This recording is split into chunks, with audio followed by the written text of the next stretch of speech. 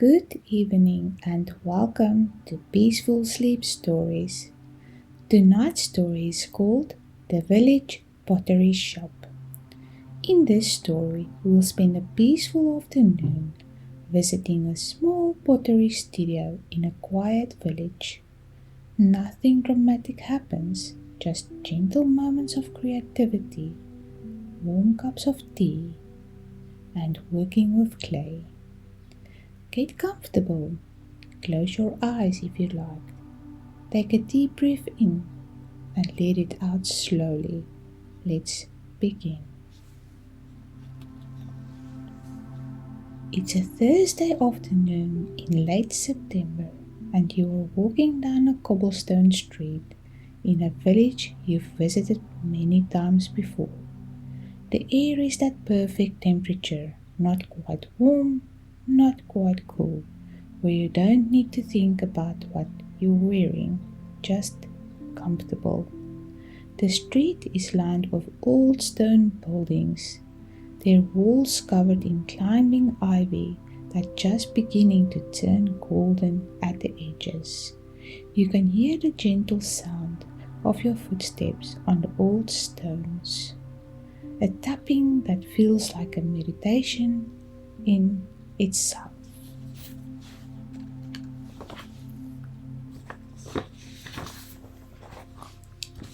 You're heading toward the place you discovered last spring, a small pottery shop tucked between the bakery and the bookstore. The Willow Tree Pottery, it's called, though everyone in the village just calls it Emma's place.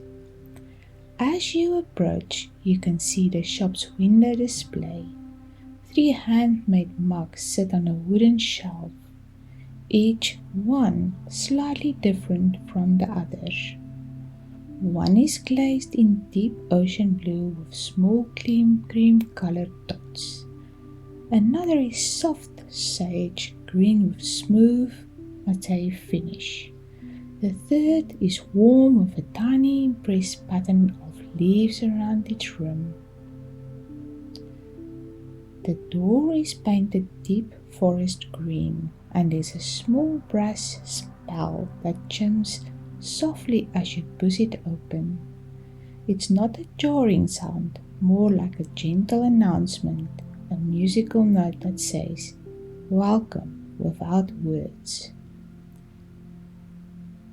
Inside the shop smells of earth and wood and something floral, lavender perhaps, from a small bundle hanging by the window. The afternoon sunlight streams through the old glass panes, creating soft rectangles of golden light on the wooden floor. Emma looks up from the potter's wheel in the corner and smiles. She's in her 60s, with silver hair pulled back in a loose bun, clay-dusted hands. She doesn't get up, she simply nods and says, "Tea? Just made, help yourself." This is how it always is here. No rush, no formality, just gentle welcome. You move toward the small table by the window, where a ceramic teapot sits on a trivet, steam rising gently from the spout. There are handmade cups arranged beside it, and you choose one. The blue one with the cream dots, the one you notice in the window. It feels good in your hands, solid and smooth and exactly the right weight. You pour the tea slowly, watching the amber liquid fill the cup. The stream rises, carrying the scent of chamomile and something citrusy, lemon balm maybe. You add a small spoonful of honey from a jar labeled in Emma's careful handwriting. Local wildflower, harvest in June. You settle into the chair by the window, a wooden chair with a faded cushion that's been sat in so many times it's molded to a perfect shape. From here you can see the street outside and watch the afternoon light change. Emma is working on something at her wheel. You can hear the soft whir of the wheels spinning, the gentle sound of her hands shaping with clay. She's humming something. You can't quite make out the melody, but it doesn't matter. It's just a sound that belongs here, like the ticking of the clock or a purr from a cat. You sip your tea. It's exactly the right temperature, hot enough to feel comforting, but cool enough to drink right away. The honey has settled at the bottom, and each sip is slightly sweeter than the last. On the shelf beside you, there are rows of pottery pieces waiting to be glazed, bowls and plates and small vases, all in their raw, unfinished clay state. They're all slightly imperfect, a rim that's not quite even, a base that's slightly thicker on one side. But somehow these small imperfections make them more beautiful, more real. Emma finishes whatever she was working on and comes to sit across from you, wiping her hands on her apron. She pours herself a cup of tea from the same pot, choosing a green mug this time. "How have you been?" she asks. But it's not the kind of question that requires a detailed answer. It's just connection, acknowledgement. Two people sharing a space and tea on a Thursday afternoon. You talk a little about the weather, about a new batch of clay she's expecting next week, about the elderberries ripening in the hedgerows. Small talk, but not empty talk. The kind of conversation that feels like rest. After a while, Emma asks if you would like to try the wheel. You've done this before. Sat at the wheel with her guidance. Felt the cool, wet clay spinning beneath your hands. You never make anything particularly good, but that's not the point. Just for a few minutes, you say, and she smiles and nods.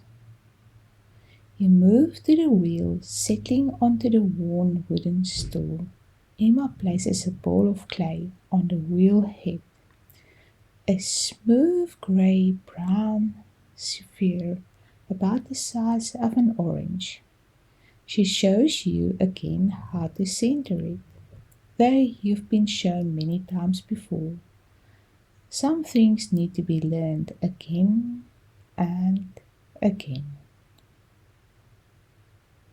You dip your hands in the water bucket beside the wheel.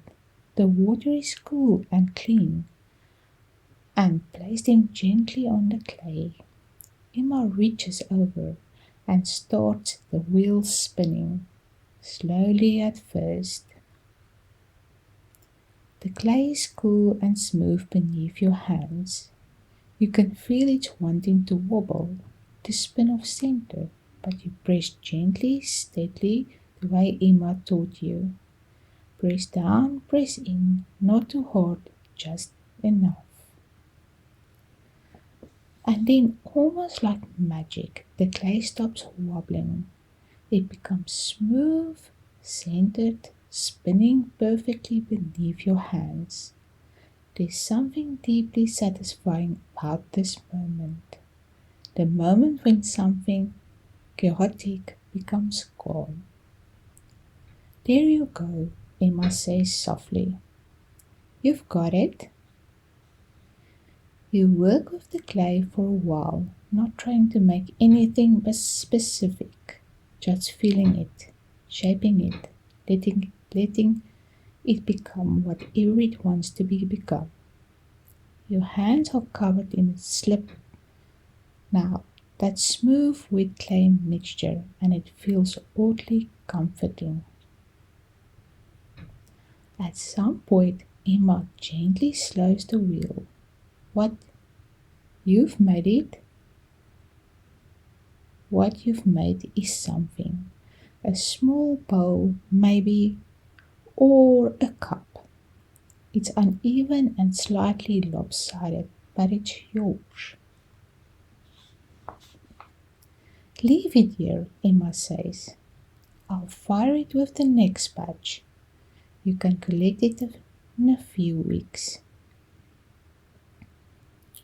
You know you probably won't collect it. You left several pieces here over the months, and Emma has a shelf in the back where she keeps them all. Your collection of imperfected bowls and wonky cups. But maybe that's okay.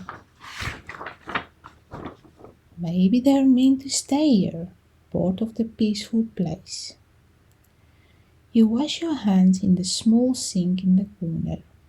The water runs grey with clay at first, then gradually clear.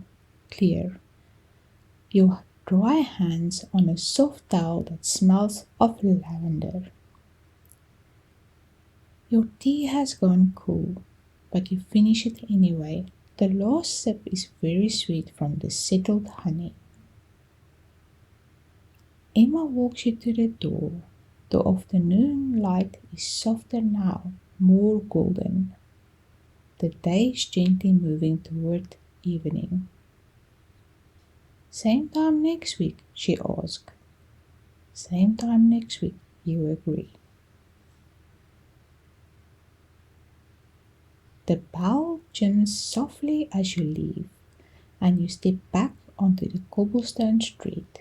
The air is slightly cooler now, pleasant on your skin. You can hear bird songs from somewhere nearby. A robin, maybe, singing its evening song. You walk slowly back the way you came, your hands still slight damp, the scent of clay and lavender still with you. The street is quiet. A few lights are beginning to glow in windows. Someone is cooking dinner somewhere. You can smell onions and herbs. You're in no hurry. There's nowhere else you need to be. Nothing else you need to do. Just this. Walking slowly home on a Thursday evening in September, carrying the piece of pottery shop with you like a warm stone in your pocket. The day is gentle, the world is kind, and for now, for this moment, everything is exactly as it should be. Thank you for joining me at the village pottery shop tonight. I hope you found some peace there. Sweet dream, and I'll see you in the next story.